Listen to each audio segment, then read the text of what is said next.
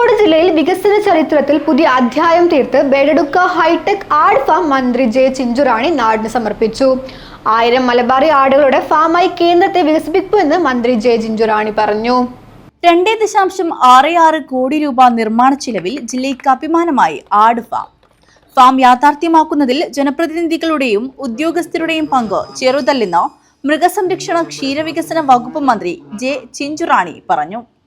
ബേഡെടുക്ക hi tech ആട് farm നാടിന് സമർപ്പിച്ച് സംസാരിക്കുകയായിരുന്നു മന്ത്രി.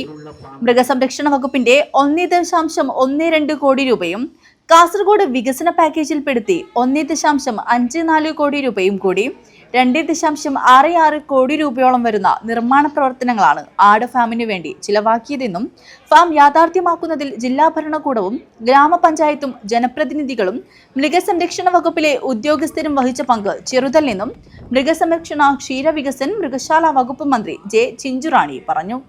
സ്ഥലവിസ്തൃതിയുള്ളതിനാൽ ഫാമിനെ ഏറ്റവും മികച്ച ആട് ഫാമാക്കാൻ കഴിയും എന്നും 1000ഓളം മലബാറി ആടുകളുടെ ശേഖരമാണ് ലക്ഷ്യമെന്നും മന്ത്രി പറഞ്ഞു.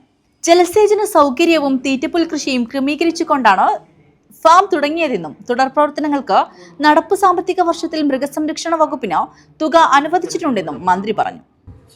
ഇന്ന് നമ്മുടെ ഫാമിൽ 200 ആടുകളാണ് ആദ്യഘട്ടം വരുന്നത്. ഓരോ ഘട്ടം കഴിയുന്തോറും അത് വർദ്ധിച്ച് 1000 എണ്ണമുള്ള മലബാറി ആടുകളുടെ ഒരു ശേഖരം തന്നെ നമുക്കിവിടെ ഉണ്ടാകാൻ പോവുകയാണ്. നേരത്തെ ഇവിടുത്തെ പഞ്ചായത്ത് പ്രസിഡന്റും MLAയും സൂചിപ്പിച്ചതുപോലെ വേണമെങ്കിൽ ഏറ്റവും വലിയ കേരളത്തിലെ ഫാമാക്കി നമുക്ക് ഈ ആട് ഫാമിനെ മാറ്റാൻ സാധിക്കും. അങ്ങനെ ഞാൻ പറയാൻ കാരണം ആവശ്യമുള്ള സ്ഥലവിസ്തൃതി നമുക്ക് ഈ ഫാമിൽ ഉണ്ട് എന്നുള്ളത് കൊണ്ടാണ്.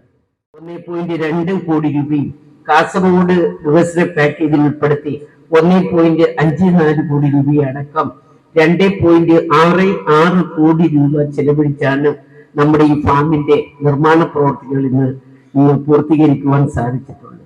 തീറ്റപ്പുൽ ഉൾപ്പെടെയുള്ള കൃഷിക്ക് ആവശ്യമായ ജലസേചനം മറ്റ് പശ്ചാത്തല സൗകര്യങ്ങളെല്ലാം ഇവിടെ ഒരുക്കിയിട്ടുണ്ട്. അതിനുവേണ്ടി പ്രത്യേകം മൃഗസംരക്ഷണ വകുപ്പ് തന്നെ ഇവിടെ പണം അനുവദിച്ചിട്ടുണ്ട്. 2025-ഉം 26-ഉം വർഷക്കാലത്തെ തുടർ പ്രവർത്തനത്തിനായി 9 ലക്ഷം രൂപയും മൃഗസംരക്ഷണ വകുപ്പ് ഇപ്പോൾ അനുവദിച്ചിട്ടുണ്ട്. ഇതൊരു ഹൈടെക് ഫാമായിട്ട് നമുക്ക് മാറ്റിയെടുക്കാനുള്ള പ്രവർത്തനത്തിലേക്കാണ് നമ്മൾ പോകുന്നത്. ചടങ്ങിൽ CH കുഞ്ഞമ്പു MLA അധ്യക്ഷത വഹിച്ചു. മൃഗസംരക്ഷണ വകുപ്പ് ഡയറക്ടർ MC റെജിൽ റിപ്പോർട്ട് അവതരിപ്പിച്ചു.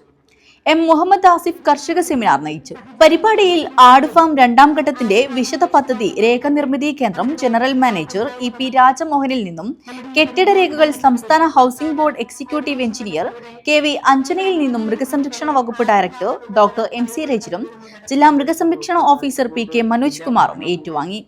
ഹൈടെക് ആട് ഫാം യാഥാർത്ഥ്യമാക്കുന്നതിൽ പരിശ്രമിച്ച MLAമാരായ CH കുഞ്ഞമ്പു, E ചന്ദ്രശേഖരൻ എന്നിവരെയും മൃഗസംരക്ഷണ വകുപ്പ് director doctor MC Rejil Kumar, ജില്ലാ മൃഗസംരക്ഷണ ഓഫീസർ PK മനോജ് കുമാർ, കാസർഗോഡ് വികസന package special officer V Chandran, farm നിർമ്മാണത്തിന്റെ മേൽനോട്ടം വഹിച്ച PWD കരാറുകൾ, മൃഗസംരക്ഷണ വകുപ്പിലെ ഉദ്യോഗസ്ഥർ എന്നിവരെ ചടങ്ങിൽ ആദരിച്ചു.